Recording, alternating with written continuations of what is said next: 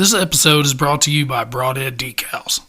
From door wraps and roof signs, window stickers and banners, let Broadhead Decals take care of all your vinyl needs with only quality products used. Justin's graphic design abilities will get you everything you could ever want. With super fast shipping, their turnaround time is second to none. So let Broadhead Decals take you to the next level. Ladies and gentlemen, Hard Nosed Derby Podcast. Happy birthday, pussy. Oh, thanks. We got a day of relaxation yesterday. We did. We had to kick it in the pool, drink some cold beer. Ribs, dogs, all that good shit. Oh, yeah. Back to fucking business as usual. We don't get a whole lot of, I guess, what you call R&R. Right. Whether it's watching videos, going to derbies, talking about derbies, eating derbies, Videoing derbies, working on derby cars, eating dirt at derbies, getting sunburnt at derbies. And then I'm trying to throw a little hay in there too. Yuck. You gotta love it. Poor boy has four ways. Man, I'd rather run a street corner than fucking bale hay. Just throwing that out there. Well, let's start out. Let's touch on a little demo stuff. Yeah. They had a little party going on down there this weekend. Yeah. Little They were at Bristol. At Bristol, in the racetrack. It's what it looked like to me. It looks like it had Dustin and Brian. It looked like Brian was all dressed up. And I think Robbie was dressed up, and I think Devin was dressed up. They had fun with it, is what it looked like. Yes. And if anybody has got, those guys on Facebook, they'll see. They did what you call little Goodwill shopping. They picked out each other's outfits. Devin bought a $20 wheelchair. That sounds about right. That's par for the course. That bitch will be mounted to the top of his fucking van. I really want him to put a rack on the back. No, it looks like them guys are down having a good time this past weekend. Speaking of demo, we have this nice little list that, when we talked to Dustin just a while back, that's not out yet. It's not able to be given out for reasons. Right. But there's been a little bit of teaser videos and, a few teams. If you're following the demo page, you've seen what's been released so far. Yes. Which brings us to talking about maybe the first quote-unquote super team. It's pretty stupid. It is pretty stupid. We talked about King of Ohio, how badass of a show it was. Mr. Brady Allen getting the dub, the $40,000 cash. $40K in cash. Which $40K in an envelope looks like it looks like a drug deal. There's nothing lost in translation when it comes to that part. No. This is not dodgeball in a $100,000 case with a stack of $10,000. It's just not happening. There's 40 of them bitches in there. Yeah. To my knowledge, that was Mr. Brady Allen's biggest win to date. I believe so. He's been very close at other, I said, King of Bash for Cash. I think he got second this year. Well, dude, the level of build and drive style that Brady and those guys have is just crazy. Mm-hmm. And it's nice when you can go to a big show and get to run with family. Yes. But that in turn, you're not building this one car. You got to build at least two. Maybe three. Mm-hmm. Then if you got buddies and if you're all building out of the same shop, there's a lot of pressure to get 2, 3, 4 cars done. For one show early in the year. And I'm going to guess them guys have probably been maybe winter building. Oh, I would say. I mean, dude, for the quality of car and the build style, you're not throwing one of those together in a week. No. And what was cool looking at his car, it wasn't nothing extravagant looking. No, it was like built. Pete's. You know what I'm saying? Mr. Pete Hansen, he played with those areas. Yeah. It didn't look like no, those guys did that. It was clean. Oh, super fucking clean. Super clean. I mean, every I was dotted, every T was crossed. It was built the way it needed to be built. Well, and I think the 40 Gs proves that. Yeah. Because not only did he build the car, he drove the car. And I'm positive that was the only Ford that didn't lose steering. Yeah. He had steering the entire time. Uh-huh. And I know a lot of guys, well, fuck it. We don't need that steering. I'll turn it with my throttle. I'll turn it with transmission. He never had to do that. So we pick and, not really pick and prod, but there's times when we've seen Cody Brown, we've seen Dalen Brown, we've seen PJ Snarr, where they have to fight that steering, and that's just so much more heat on their equipment. I mean, bigger chance of breakage, losing a transmission, breaking a motor, rear end doing dumb shit. At that big a level, he didn't have to do that. Right. That could have been one of the factors why he got it down to the very end. Uh-huh. He can conserve a little bit. He had no wasted shots. And you can go back and watch all three days of that show, and you can see who had, and I'm not saying an easy road, because his heat was not an easy road. The feature from start to finish for him was not an easy road. But there was nothing wasted.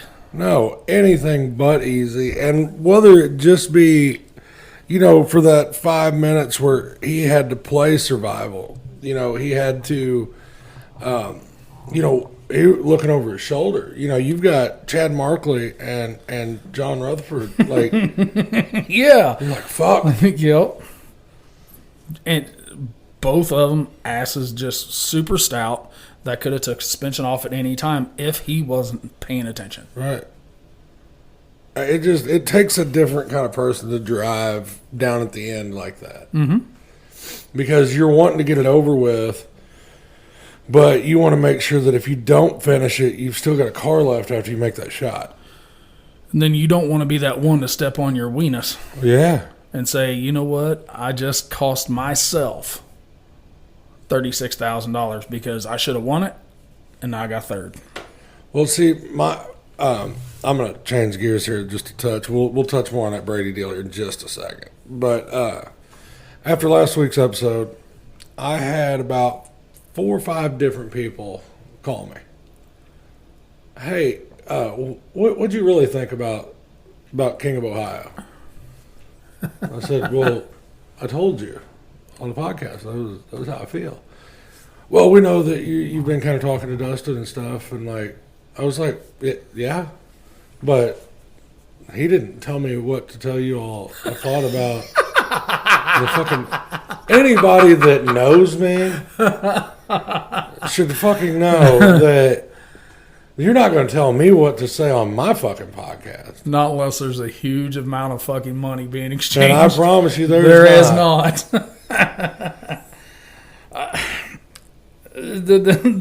The only thing I got my nuts busted for last week's episode was it wasn't quite long enough. I did too. Guys have figured out their route to work where it's almost perfect. Oh yeah. It didn't even make it all the way to my job. I'm like, replaying old episodes. There's 109 of them shits. We get one that's 8 minutes too short, and we're in trouble. We'll fix that. We won't do that no more. I'm not going to promise that. Because there could be those weeks where we're a little short. I'll leave 15 minutes of dead silence in that motherfucker. I'll just ask for music. Oh. But there's some stuff that I would like to ask Brady. Now that the dust has kind of settled. The smoke is cleared. Yes. He's had a chance to relax for a minute. Dude, I don't know if he's had a chance to relax. Well. He's had a chance to reflect. How about that? Yes. Well, fuck it. Let's just get him on. All right. Call him. Cool. Be right back.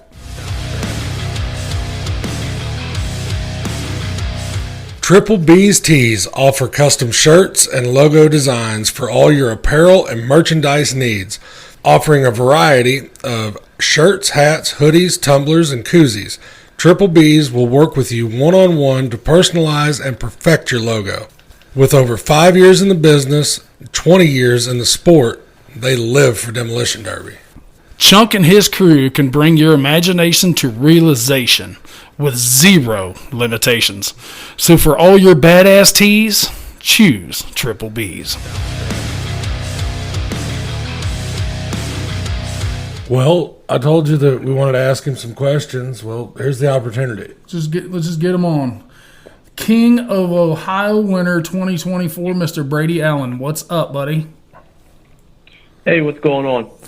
Well, everybody, we're going to hit you with the hard hitter first. How was it whenever you got that win at King of Ohio? That raw feeling whenever it finally sunk in that you won it. Yeah, that's that's something we've been working towards for a long time. We finished second and third a lot at big money shows, but to be able to finally get it done was a very special feeling and a big accomplishment for not only me but the whole family that helped work on the cars. That is your biggest win to date, correct? Oh yeah, absolutely. Yeah. A lot of times that we see these big shows, it's pretty common that the guys just kind of, show a little bit of excitement, but your whole family out and on your the crew. track, your crew guys on the track in the winner's circle was just pure joy, almost to the point of tearless joys, Yeah. I would say, There's a video after, and I think that's probably what you're talking about of, as soon as they threw the red flags, my dad came running out, then Devin, my brother, came running out, and then the rest of the guys. But, I didn't win that Derby. We won that Derby as a crew. I just happened to be driving it. But, the amount of work we put in, countless hours of not sleeping and working on the cars all night, and, for it to pay off, it was raw emotion, and like I said, it was very special. Well, we've been to a bunch of shows. We've been to shows all over the United States. I have never seen such a support group with a driver that got a win like that. I mean, they didn't storm the track, in any kind of disrespectful manner. Everybody was shaking hands with the other competitors. The sportsmanship was amazing. And then just the pure joy of you putting that car in the winner's circle. You could, if morale or sportsmanship won derbies, that right there would have put you all on top to begin with. Yeah, and I appreciate that. And, we're very close off the track. In our shop, we build with, my dad, my brother, and my uncle. And then we have three really good friends of, Zane Fugate, Travis Nichols, and Tim Seitz that help us when we need it and when they have time. But, we're really close, obviously, off the track. And to be able to get the win, like I said, it really wasn't a win for me. It was a win for all of us. And that's the way we all felt. Now, did it make a little bit bigger of a statement to you guys that you actually did it at home? Yeah, absolutely. But whenever you can get a big win like that, it's amazing. But to top it off, we live, our shop's 5 minutes from the fairgrounds, so that made it even more special. And we had the rest of the family with my mom and my sister and girlfriend and all that was there, so they were able to watch it and be in a hometown where they can come do that. So that was really cool. All right, dude. Now we're gonna start. How did you get started in this sport? So it goes back to my dad and uncle. My uncle started it back in 1988, and my dad picked it up in 1990, and they ran really heavily for a long time. And then when me and my brother were born, we were at the shop every day of just putting around as kids and just wanting to be over there. And when you're around it when you're growing up, it's hard to not have a love for it and be in it. And now we're driving it and winning this big show. It's very cool to see how it all started and where we're at now. How hard is it for you and your brother to be doing this at the level that you guys are? I know he's still your brother, but you still go out and a show such as King of Ohio, if it could have very well came down to you and Devin and Chad and John, and knowing that you've got to take your brother out. Is that more pressure on you guys? I wouldn't say it's more pressure. I think we work really good as a team. And with the Chad and John working together, me and Devin are very close, obviously. So they would have had their team, we would have had our team. But that's the way we roll in. And we always know that we can trust one other guy, and that's each other until the end. So usually everybody else has a team, but sometimes you can't trust them, and sometimes you can. But for having my brother out there, we can trust each other 100% of the time. I just didn't know if that monetary pressure would put actually any more stress between you guys, which you just said it right there. That's not going to happen. Well, that's that inseparable bond, that you don't get from just the guy that you've known a long time and you've run with some on the track and stuff. That's blood. I'm telling you right now, I'm running against my brother. I'm fucking him up for $40,000. Well, he said that you can trust each other until they get down to it. There's an ass whipping for 40 G's. Well, he just said that. He said you can trust each other until you get down to until you can't. And that's when it's the last two, and then it's just let the best one win on that day.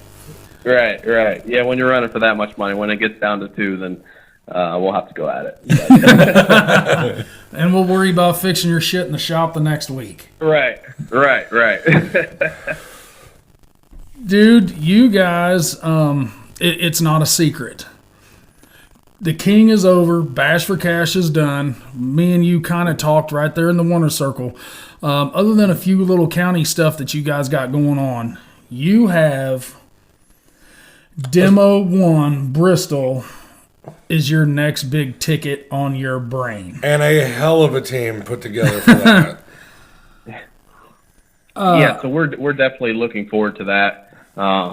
Joey Braun's going to be on our team along with Jeremy Heinen and then, of course, Devin Allen. So, that's the next step for us. Of, like I said, we're going to run a couple county fairs this year, but our main priority is Bristol Motor Speedway, October 3rd through the 6th. So, we're going to start working on the cars here very soon. And, to be able to run a show like that and to be able to run Bristol is amazing in itself. So we're definitely looking forward to it. Talking with Dustin and Brian, you guys were pretty quick to get on board with this deal. One, you're right there close to those guys. You have been around those guys. Does it comes back to that pressure deal? You guys are going to be running for $100,000 as a team. And I know that's a little bit different than $40,000 individual. But being able to go run on the stage that is going to be set for you guys for $100,000. I think the pressure is definitely there. $100,000 is a lot of money. And it's hard to wrap your head around for, us in the Derby world. But, it's going to be a long weekend, but you just got to take it one step at a time, and you got to win your first heat, and then you just got to go heat by heat. But you can't win the $100,000 if you don't take steps 1 through 3. Correct. You can't win if you don't show up. Go ahead. You can't win if you don't show up. That's true. That's true. And, we take a lot of pride in, our builds and all that stuff. So we're going to, try our hardest to have everything dialed in to 100%. But, after heat 1, everything could be tweaked and, but we're willing to do whatever it takes and work, however long it takes to get them, back to top-notch shape for the next round. Well, Brady, how easy was it to pick your team? Because I know a lot of guys right now, they're struggling. They've had, 3 or 4 guys. They'll lose a guy, they'll gain a guy back, and then they'll lose another guy. How easy was it for you to get, and you and Devin and Joey and Jeremy on the same page so quickly? Yeah, so, we knew we at least had 2 cars. We pondered the idea of taking 4 with my dad and uncle, but it's hard enough to build 2 cars the way it is and then maintenance it, that weekend, because you need multiple guys to work on each car and because you only get so much time. So, but we knew we had, me and Devin, and then we're pretty close with Joey and Jeremy. We're all really good friends. So we reached out to them and they came on board and we're definitely happy to have them. And I think we have a really, really solid team. I would say solid's an understatement. After what we've seen you all build for the King class, we know that there's no corners cut on your all's builds. You all were running with some of the baddest dudes across the United States, and as you proved, you can beat them. So, in my opinion, I'd say the sky's the limit. Yeah, and along with the bronze, they've won the Bash however many years. They constantly win that show, so they're at extremely high level. Along with the Heinens, they're at an extremely high level, and they don't cut any corners on their builds either. So it was a pretty easy decision for us to ask them because they build just like how we like to build. We don't cut any corners, and when the car's done, we go through them 10 more times to make sure everything's dialed in and to our liking. And I know they do the same thing too. So that is a great thing. That for them to be on our team because we all do the same thing. So. Well, speaking of the builds and stuff, I've got to ask, who builds your motors? That'd be my Uncle Ryan. He's been, building. He started building motors when he was running back in the '90s, and he's been building them ever since. So he's our motor guy. Because that thing was no joke. You better keep him as your motor guy. Yeah. Well, we're not allowed to touch the motors. He's the main guy that he don't let us near him at all. So well, which is okay because they run pretty good. Wasn't that a conversation in Victory Circle? Because wasn't you and your dad were talking about something you thought you were going to have to change the motor? Whether it was after Friday night or what, and you guys decided not to? Well, so Thursday night, we put my motor in from the Bash, and it had a little noise in it, and we didn't like it, so we actually spent all night taking that motor out and putting the motor that my uncle ran at the Bash in my car, but his still had the lower cradle on it, and mine had the full cradle, so we had to take all the full cradle off and put my full cradle on the next motor, and then finally got that done, and then it was 7:30, so we had to leave to get to inspection, and then ran the heats on Friday and went to test Devon's, and I had a little problem with the transmission, and we're very particular, so if we don't like something, then we're gonna spend the time to do it right, and we ended up changing that transmission, spending all night working on that and putting a new one in, and so there was a lot of sleepless nights that week. Now, moving forward to Bristol, how do you guys like the format? and the rules that you guys are going to be going to? The format for Bristol? Yes, sir. The 1v1. Oh, yeah. So, yeah, I do like that. I think it takes the teaming out with, having, 4 teams in it or whatever, which, we like the 1v1 because, you got to get it on right away, and you don't have to worry about another team hopping in and trying to, go 8-on-4 or 12-on-4. So that is the one nice thing about that. Speaking of formats, you've run the King before. Do you like that setup as far as a format? It's different. I think we're used to the traditional, run your heat, take 3 out of the heat or whatever. But I've won in the format and I've lost in the format, and I think it has its pros and its cons. But the one good thing about it is you just got to beat 2 other guys and you're on to the feature. So it does take a lot of the teaming out in the heat. So that is one good thing about it. And, but yeah, I think it could go either way. That's fair. That's a fair assumption of that. Like, because the feedback that we've got off of it is almost 50-50 down the middle. Half of them are like, this is the next best thing, and half of them are like, I want to bring 8 guys with me, and we're going to kick that ass. So right, yeah. But it gets rid of that. Even if it was just, there could be that chance where your whole Bristol team, 3 of your 4 could have drawn the same heat. Yeah. And then you've got to get it on down to 1, and then help your homies fix all the shit that you just broke. That's where that friendly foe comes in. Yeah. But yeah, so me and Devin had the friendly foe, but we could have still drawn, one of the hind ends. So that would have been, upsetting and bad because, like I said, somebody was going to have their stuff tore up, and then you obviously have to help them fix it for the consolation or the feature. Now, Bristol build. You guys just said you're getting ready to start on them cars. I'm sure you're not going to take anything out of the ordinary that you're used to building. We have noticed that a lot of guys, when it comes to big show level competition, sometimes they try to build out of the realm of what they're used to building. You guys aren't going to do any of that, correct? No, we're, with this kind of money on the line, I think you got to go with what you know best.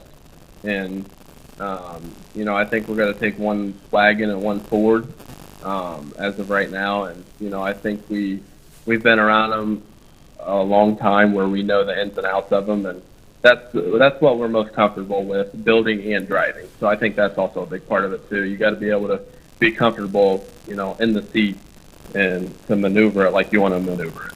Well, so I got another question on the Bristol deal. So say this thing runs on asphalt. Are you all prepared for that, or is there any way to prepare for that? To be honest with you, yeah. We would have to get new tires and all that stuff. And, we basically just have 1 set of tires where we always run, or 1 style of tire, I should say. But if it runs on asphalt, then we're going to have to change our tire game a little bit and go with something that we haven't ran, but you got to adapt to it. So everybody else has got to do the same thing, though. Yeah, because, and Derek and I have talked about it a little bit. I know I've never run on asphalt. And if I go down there to run on and end up running on asphalt, it's going to be a complete game changer for me because I'm not 100% sure how to set the car up where you've got a chance of it wheel hopping or... Yeah, we've never ran on asphalt either, and I think it definitely does change the whole, even just, by getting hit and the way things bend. And, when you get hit from the side, in mud, it just kind of usually flings the back end around. But, on asphalt, it may want to just grab and dig. Right. Where you're maybe breaking axles or, breaking internal parts because it's so much harder on it. And that's what I was worried about, and what Derek and I had talked about with, running that. I'm running on that stock side of Bristol. And with an 8.8 rear end, I don't know how that's going to handle sliding around on asphalt. Yeah. I think it's, maybe a trial and error. But the one thing is everybody else is dealing with the exact running on same thing. two, Yeah. So, but yeah, I don't have the answer to what things are going to do because, like I said, we've never done it before. Well, Brady, we've hit. That was the biggest one you've got so far. What's the rest of your summer looking? I mean, are you going to get to do pre-runs? Are you guys going to have to build some fresh stuff to run your county area derbies for this summer? No, we're definitely not building any more fresh for county fairs. We got to build 2 fresh for Bristol, but the start of the season we had to build 3 fresh for the Bash for Cash, and then the King of Ohio was fresh cars only, so we had to do 2 fresh cars there. And then obviously 2 more fresh cars for Bristol. So we're going to just try and run our pre-runs from the Bash, probably 2 or 3 times, but then take all the stuff out and focus on Bristol. But there's definitely not going to be any more fresh car building other than what we have to do because we're a little bit burnt out of building fresh cars. Now, are you guys one of those groups that you try to do all your building during the winter where you can just start really focusing on just the bolt-ins and stuff for the spring and just switching drivetrain and stuff out of them? I'm gonna be honest with you. We work in the shop almost 365 days a year, and it takes us so long to build 3 cars for what you're allowed to do to them, and then 2 more. But we try to build them side by side, and we always try to be done a week before the Derby or whatever. But it usually never happens that way. You're always to the last minute, and I think we're so thorough too that it takes longer for us to build because, like I said, we don't cut any or try not to cut any corners, and that's not a bad thing. The best we can, and it just takes time. Well, and it proved. I mean, it proved beneficial. Like you had 40 G's in your hand. Yeah, and so, like I said, we built the 3 Bash cars, but we didn't start on the King of Ohio cars until after the Bash, sadly. Oh. So we had basically 16 days to build 2 fresh Fords, and the style of build, obviously, you guys saw there was it wasn't like a stock class, so there's a lot done to them. And took a lot of time, so there's a lot of 14, 15-hour days going on between the Bash and the King of Ohio.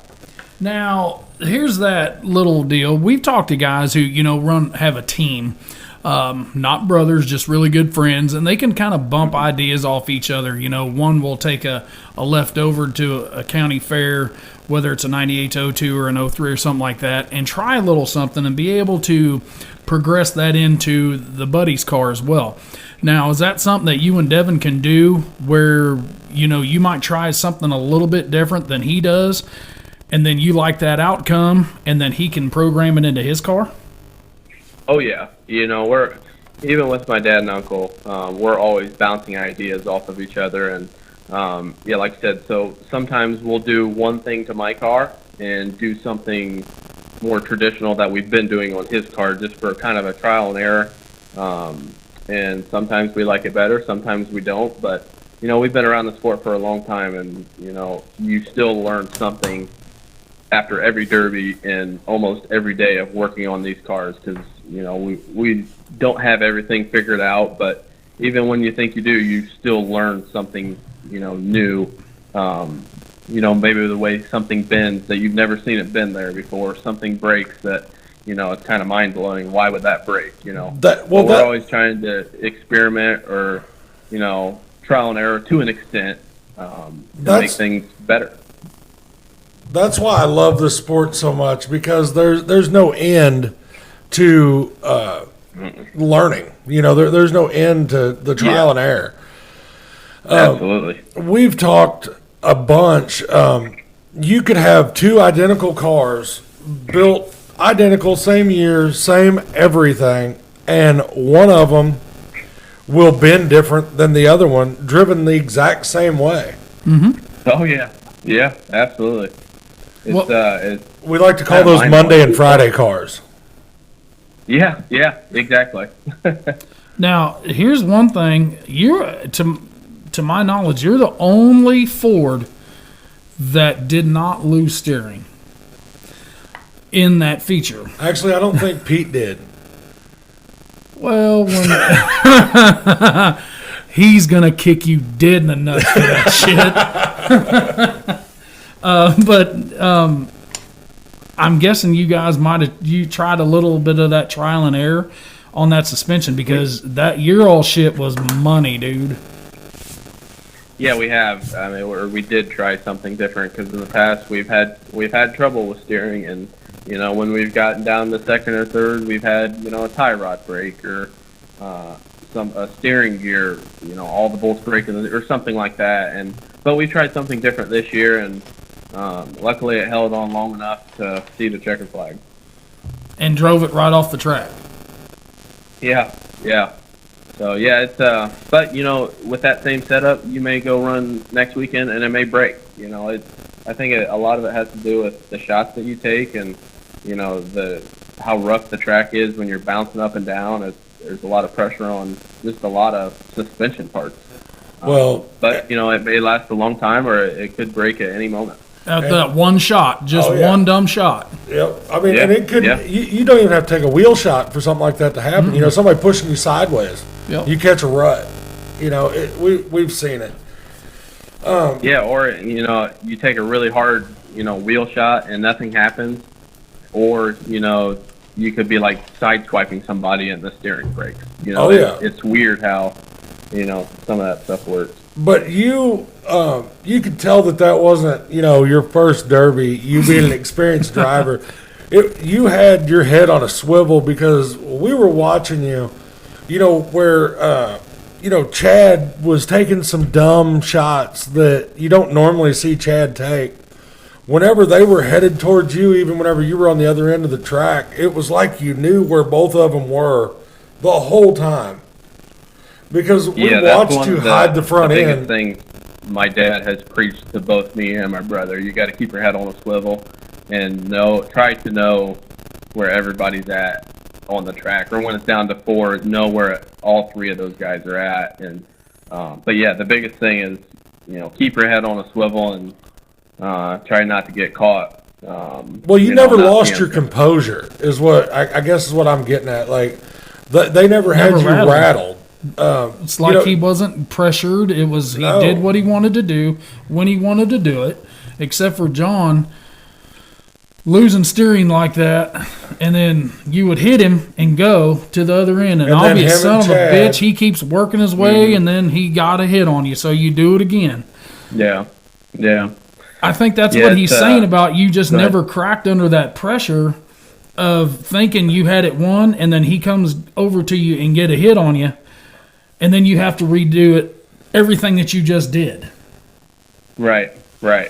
John's a extremely great driver, and but yeah, I didn't really want to do anything to jeopardize my chances of winning. But yeah, John was able to whip that thing around really well without steering, and from basically one end of the track to the other to get to me. Oh yeah, he was seesawing all the way down there. It was ridiculous. I mean, it was crazy to watch. I will ask you this before we let you get off here and we quit bothering you on this Sunday. But whenever you noticed that Chad and John had both lost steering, was that did you kind of could you breathe at that point? Relax a smidge? Yes and no, just because I know that I've seen people win without steering, and if they would have, especially with the way John's back end was, if he would have, got under me at all, he could have broke my steering, and then all 3 of us wouldn't have had steering. Right. So, I don't really think you can ever really take a deep breath until the checkered flag's flying and you're winning. Just because I've seen crazy stuff happen of, just like how John was, whipping the thing around to go from one end to the other, he could have, slung it around and, got me hung up or something crazy like that. Oh yeah. But yeah, I've seen crazier things happen, and people win without steering a lot. And so, yeah, it's happy to be able to get it done. And but yeah, Well, I'm telling you right now, it was an honor watching you wheel that bitch out there at King, because that was it was one of the better derbies I've ever been to, and I think Derek will agree on that. It was fun. Everybody was super welcoming. I mean, it was just a badass experience, start to finish. Yeah, I appreciate that, and there's definitely not a lack of big name drivers in the future from clear across the country. Oh, that's a fact. Great feature to be in for competition-wise, but I'm sure it's great to watch too. Well, we're definitely going to have to come out there and watch you defend that title next year. I can tell you that. All right, sounds good. Well, man, we appreciate you getting on and spending the time with us. We'll tell you again, congratulations on that $40,000 cash victory. Good luck for your Bristol builds, and we will see you there, man. Well, thank you guys, and I appreciate you having me on today. All right, man. You have a good one. We'll let you get to it. All right, sounds good. Thanks, guys. Good luck, buddy. Bye-bye. Well, we said we'd ask him. There was the king, boy. That's right. The king. So you could sit here and think about this. Last year, JT Hildebrand, king of 2023. Brady Allen, king of 2024. Could it be a return? Could it be a back-to-back for 2025? Well, here's what I want to tell you about Brady. And I wasn't going to bring that up because the dude's professional. The dude, yeah, second to none. I guarantee you that the people listening on here can't tell you how old he is. He was born in 95. A year after I graduated. I was only 5 years old. So. But that dude right there, he told us. That's a 29-year-old man. Who's been in the shop since he was born. The king. But to pull out a 40G win at 29 years old. A 40G win, but a month before that, damn near won. Bash for cash. That is the progression of this sport. And I'm not saying that it's uncommon for a 30-year-old person to win. I'm just saying that you're starting to see the younger guys coming up. Like, we are into that second wave from whenever I started watching derbies and stuff. It's just like football, and all that stuff. We are finally starting to see the second generation, since I've been derbying and been in the sport, mid-90s and stuff. We're getting to see that. Like, it's my age group of people that are finally coming up. Like, we're those motherfuckers now. Just like he said, his dad and his uncle started. Yeah. So what happens now? You've got Brady and Devin. And then the bronze. Yeah. Where Trace is the older. And now you're getting to his kids and his nephews and shit, and those guys are taking the reins and running with them bitches. And we're seeing it locally. You've got like Trey Hewart, 24 years old, starting to put it on Dad's ass. And Rob's more than glad. He's ready. I mean, that torch. He's ready to pass that. Yes. Like, he's fine with that. Like, if he's going to lose, he wants to lose to Trey. I mean, he don't want to lose, but because Trey will talk some shit. Yes. But kudos to Brady doing what he did. Like we've said that he didn't lose steering. He tried some shit and it worked. He never lost composure. No. We watched him in the heat. The dude can drive.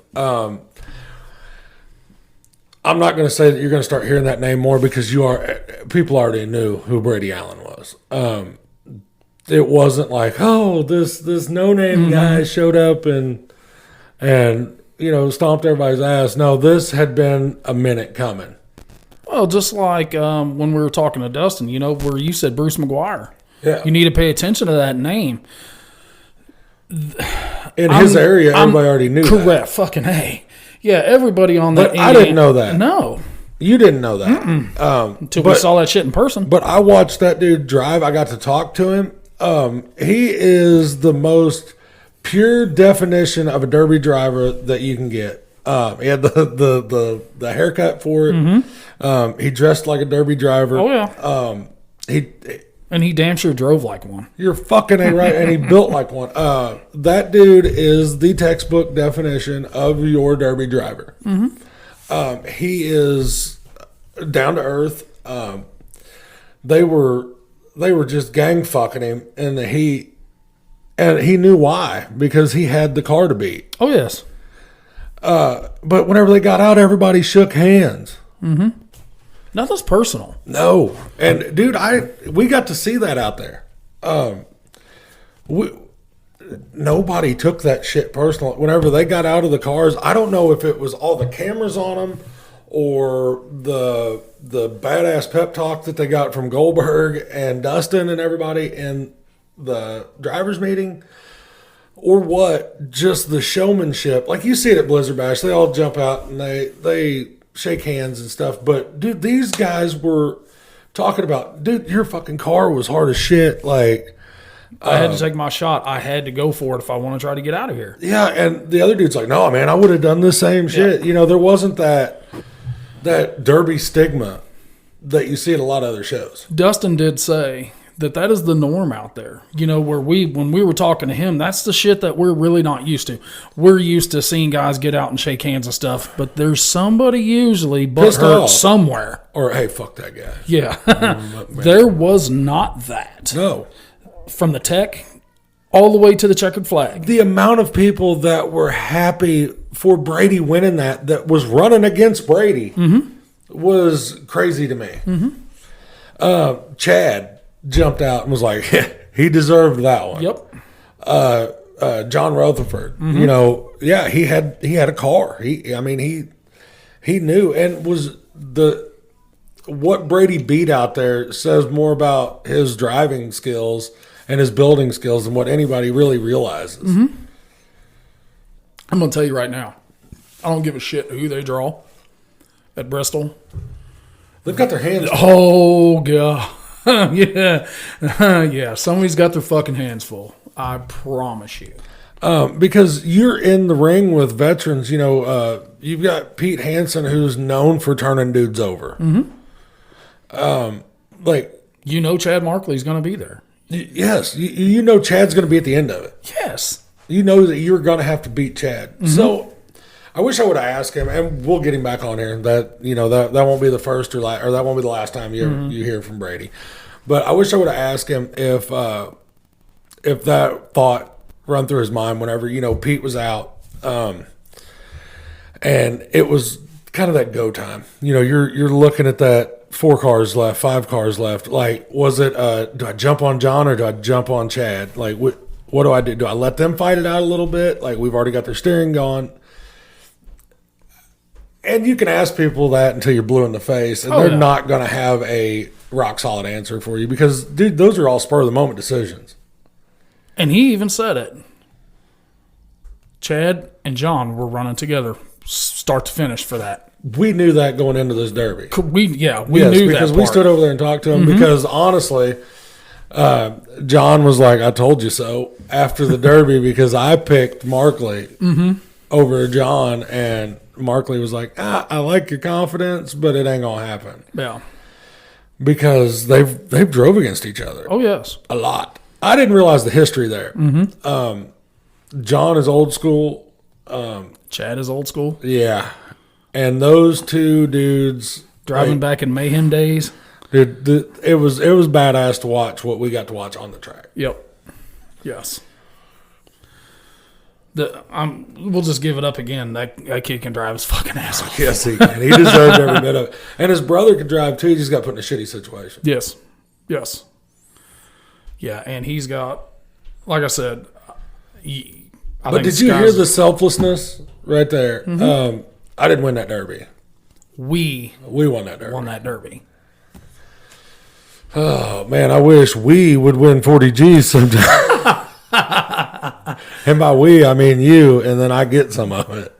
I just looking at their build, and that's kind of the fucked up situation when we talk about this sport. You know what $40,000 that wouldn't did? Build both those cars. That built one car. Yeah. But that damn sure didn't build both of them. No. You know. But if you're in this sport for money, and we've said it, you're in it for the wrong fucking reason. Or on some really good drugs. Well, and that costs money too. A lot. Well, let's put King of Ohio back on the shelf. Mm-hmm. I'm sure we'll end up pulling it off there again. Yep. Just like we do Utah and and Blizzard Bash and Spring Eggs. Very shortcoming. There will be another one over the phone. Yep. We're not absolutely positive when. But we won't have to talk about King of Ohio the whole Nope. show there. So we'll... Well, while we were chilling in the pool, eating ribs and shit. It was raining its dick off in Eldon. It was. It was. But the seas parted, the rain stopped, and they still had a show. And they had a show. Yep. It sounds like. They have changed their stuff around a little bit. Mm-hmm. Street stocks. Dude, they've run back damn near to our rules. Mm-hmm. Street stocks, gut and goes, compacts. We said after Border Wars, and I even said it, that Landon Wynn going to a big stage the way he did and drove the way he did, it was going to happen, him winning more. Yes. Well, and the dude builds good shit. And the little fucker can drive. Yeah, well, you've talked to Landon. Mm-hmm. I don't think I've ever seen him worked up but one time. Like mad. I've seen him mad. Yep. One time. Really once. And you know what I'm talking about. Oh, yeah. Usually he has that shit-eating grin on his face from the time he gets in his car, goes on the track and he runs. He comes off with the exact same, whether he won or lost. Mm-hmm. At our Palmyra show, he took more of a beating for 2 minutes than I've seen anybody ever take. And all bullshit aside, took it like a fucking champ. Knocked his glasses out of his helmet. Yeah. I mean, he didn't have time to turn, more or less driving. And took it. And still drove. Yeah. After that 2 minute ass whooping. So we want to congratulate him on his dub in Eldon. Yep. Eric Reed second. Yep. Jeff Robb third. I hope Jeff's doing okay. He got hurt. Oh, he did? Yep. I think Landon and Eric hit him at the same time, and it hung his foot between the tranny and the pedal and the tunnel. Oh. Been there, buddy. Hold on, didn't you try that? Been there, buddy. Everybody's got to make a living out here. We don't want to see anybody hurt. We know that Jeff has a job. He's a super good dude, so we pray for speedy recovery for him. I know that I talked to Eric a little bit over Snap last night, and he felt horrible about it. And I told him, I was like, man, that shit happens, and Jeff knows that shit happens. It is what it is. That's the fucking sport we're in. Oh, yeah. But like he said, man, he's like, everybody's got to make a living out here. You know, we have to go to work to be able to do this shit. Yep. So, Jeff. Heal up, Holmes. Yep. Heal up. We'll see you again. Huff Daddy run fourth. I seen that. Snapchat I got. I think it's pretty fucked up. Were my tires still on the back of that motherfucker? The tires were still on the back of it, and they look good. Just everything in the front didn't. Sons of bitches. They need to bring my tires back. Ethan Wood with a Mad Dog in the street stock class. Compacts. Got some familiar names. Mr. Landon Worthy pulled out the win. Scott Bedsworth in second. Dakota Lopez third. Cody Bedsworth in fourth with Zach Jewell with the Mad Dog. Gut and Goes. Caston Bauer, old baby doll, first. Oh, those weren't my tires on the back. Oh, they weren't? No, we're good. Okay. Kyron Bauer second. Matt Porter in third. Yep. Jordan Tobin fourth. Dominic Miller with the Mad Dog. Those guys had a hell of a week because I think they had maybe a bump and run figure eight deal on like Thursday for the Miller County Fair. Sorry, guys, we didn't go, but we do need a break every once in a while because we have my OG original hometown show this coming Saturday. Showbina, Missouri. Yep. We have said it for so long that I've seen 11 cars at that Derby in all classes and not an open seat available. And the beer garden. At the plentiful beer garden. That I'm gonna tell you guys, if you're listening to this thing on Thursday, that show will be that Saturday. There's gonna be some guys that have came out of retirement that are gonna be running that show. There is gonna be some guys that haven't got to run around home due to the rules that are gonna be running that show. There's gonna be some hometown guys. There's gonna be some fellas 20 minutes up the road that's gonna be there.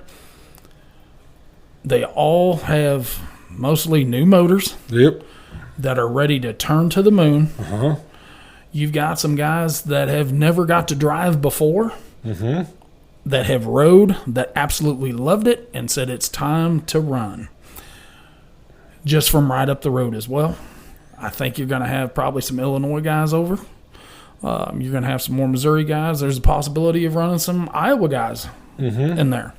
So it is going to be a... And if anybody wants to come help me shove a motor in a car. But he's going to do hay. So let's see how much hay he gets done before he says he's going to shove a motor in a car. Well, hopefully I can get all of it done tomorrow. Blech. Glad I'm allergic to that shit. I'm starting to get that way. Mine may just be the whole work aspect of everything. I haven't figured out how we can retire yet. I'm way closer. I can retire right now as long as I die Thursday. I could probably get a couple extra weeks out of it, maybe. Just I've got enough money to live the rest of my life as long as I die Thursday. I'm telling you right now. We got to shut her down in a week, boys. I'm gonna give it. I'm gonna say it right now. Oh, here we go. Dale Colbert. Yep. Great supporter of ours. Fuck. More so than anybody really knows. July 13th, Troy. Yep. I have never been to a Troy Derby until this year. I'm going to go to Troy. I'm going to go watch Dale. You're going to go watch our faces. He's got targets. Beat off the side of his fucking car He's got targets on the side again. But just seeing the work that Justin has done. Dude, it cracks me up because he'll get these door wraps made. He's like, hey, y'all care if I do this? Like, I don't care. That's on you, buddy. And every time he's like, no, I'm doing it. I'm doing it. I said, you're just making a fucking target is all you're doing. Nobody really knows what Dale Colbert does for the Derby world because he moves in the shadows. That dude is constantly, sponsoring like Brad Roach. Yes. For the Power Wheels stuff. He moves, like I said, behind the scenes so much. Whether it's trying to get promoters into shows or get parts vendors. Yes. Yeah. The dude, you never know what he's going to be in. He'll either be selling radiators or this, or I can get, if you want to buy a pallet of, I'm like, where are you coming up with this shit, Dale? And he's like, don't worry about it. But, he does. And if you ever needed anything, like, you can call Dale. He'll help you find it, or he might know where it's at. Yep. And another humble driver. Yep. Because he has given ass whoopings, and he has taken ass whoopings. And you still get the Dale. Yeah. Now, Casey, on the other hand, she can get a little bit worked up. I've seen her want a fist fight. Dudes. Yeah. Yeah. Casey, we do love you. We've been saying that we need to get to his shop to sit down, and hopefully maybe after that, because I'm pretty sure he has got what we kind of call the gauntlet in July. Yes. I think he has 3 derbies in 3 weeks. Yep. And Casey loves when he does that. HATE does not spell love, bro. But no, we got to get over there. We got some other stuff in the works. I want him and his boy to have cars built when we go over there, because we're gonna put the pressure on the boy too, Mr. Chase. Oh yeah, Yep, because we know he's already got a power wheel. Oh yeah, for E-Dog. So and that kid's not scared to ask for a sticker. Oh no, we got Shobana this coming weekend. Yep. We'll have Troy the weekend after that. The weekend after that, I will be in Nebraska. You don't know if you'll be in Nebraska or not, but we got some buddy that's getting married, and yep, we're gonna go. Depending on how work goes, I'm gonna try to at least make an appearance. We're gonna go show show said person's fiance about the derby world that I don't know if she's got a grasp on yet. But she's picking on finding out. So, man, thanks, Brady. Yes, 100%. Thanks, Dustin, for getting us in touch with these guys. He really has kind of shaken up our guest list. Oh yes. Oh yes. But what's cool about that? He gives us contact information. I text that dude, and immediately he was like, "Yeah, I'll do it." I was like, "Oh, yeah, okay." Yeah, he just sent a text. Thanks again for having me on today. Yeah, just humble as shit. And I was like, "Well, when are you good?" He's like, "Whenever." Oh, okay. I'm not used to that. Usually, it's like I can do the fifth Sunday of next month at midnight. I'm like, what? Are we sacrificing a goat? Chickens, live chickens. We do not want chicken nuggets that bad. Oh shit! But no, the coverage of these bigger shows has really opened up our guest list. We've said it. King of Ohio was something we've never seen before. Right. And everybody is so open to talk about it. Yeah. Where, a couple years ago, well, it was something new, and everybody's like, well, Bristol 1 gets announced. Yeah. And it just started. Yeah. Well, and we said the same thing about the West Coast. Whenever we went out west, different. And we got to talk to Jeremy Petty. We got to talk to Cameron Wilson, Johnny, and all his guys. We started dealing with Justin and Nathan, and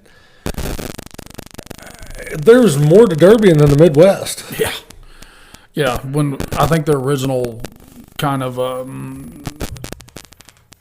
thing for the podcast was from Colorado to, I think it says Colorado to Ohio and everything in between. It didn't take long to go west of Colorado. Right. It took us a little bit longer to get, yeah. But I'm glad we did it, man. We have learned a lot. Yes. We've got to meet some badass people.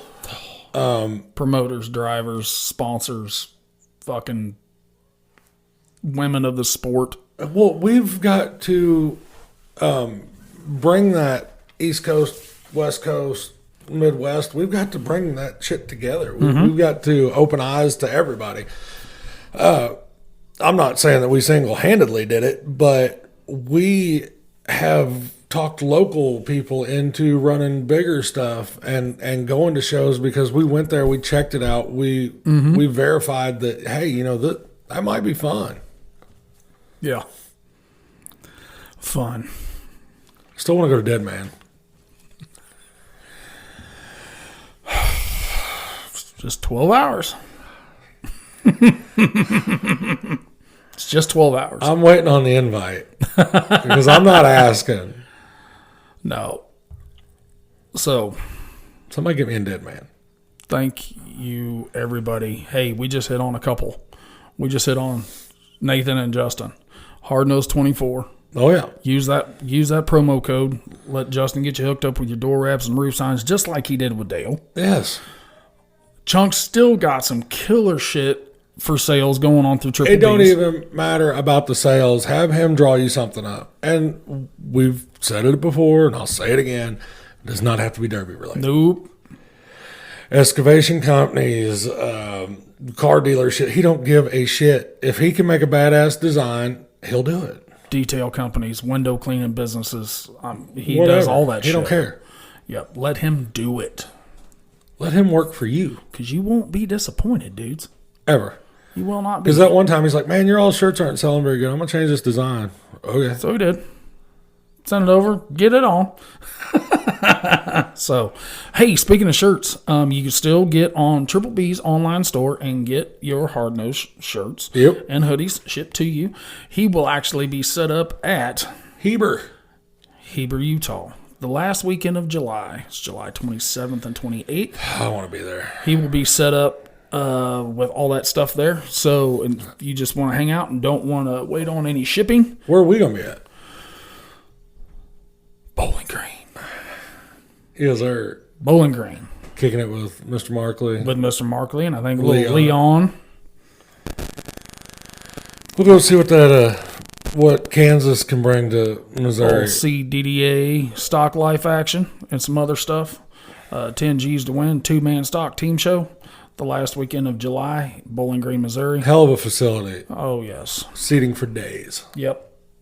And if you don't like the seating, I think you can bring your own. Yep. And if you don't like the seating, you can hang out in the beer garden. That's right. Dudes, pay attention.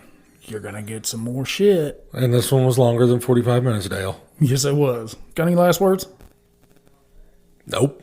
Make junk, boys.